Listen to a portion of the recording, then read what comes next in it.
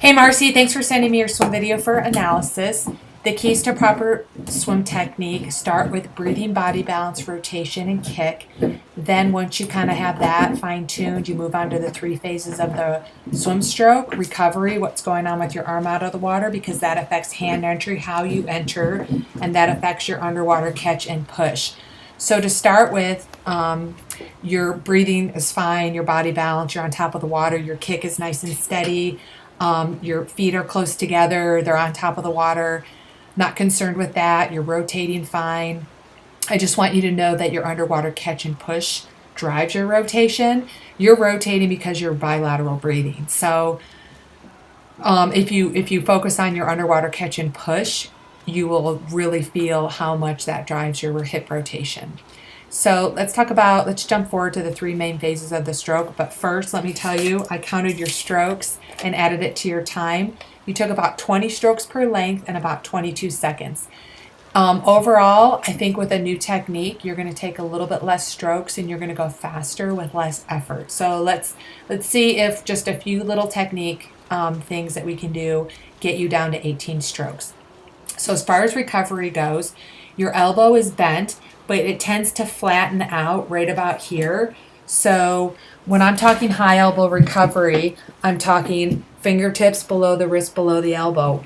And then kind of right at here, because you're limiting in hip rotation, you kind of get to here and you kind of throw your arm out in front of you. And there's like a little hover, a little pause and a hesitation, like you're not quite sure what to do.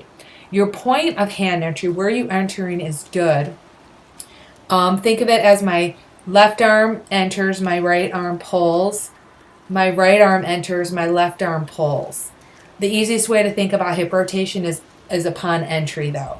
So what you want to happen is you want to enter, you want to rotate, you want to use your hip rotation to help extend your arm deeper out in front of you so you can get a powerful, what's called high elbow catch, elbow above your wrist, above your fingertips, and then you're going to push all the way past your hip.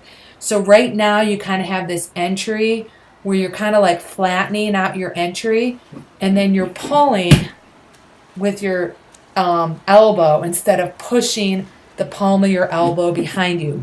So that's really the issue that you have in your stroke, is you're kind of doing this. You're kind of grabbing and doing this instead of pushing the water palm of your hand all the way past your hip.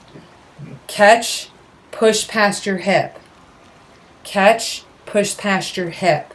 So the main things I'm going to suggest for you is a hand entry drill called head out of the water. So you get a little bit short and choppy and you get used to entering and digging deep. And then you're going to do a catch up drill where you focus on the catch part of the stroke. High elbow, push behind you. High elbow, push behind you. That's going to engage your lats. You're going to use a bigger muscle group, take the stress off your shoulders, and you're going to have a much more powerful pull.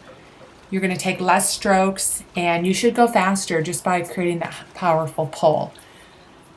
So the drills, like I said, head out of the water drill and catch up drill, I think are really going to help you a lot in your mechanics, because you're pretty close to being there. And really, it's time to just work on that underwater catch and pull phase.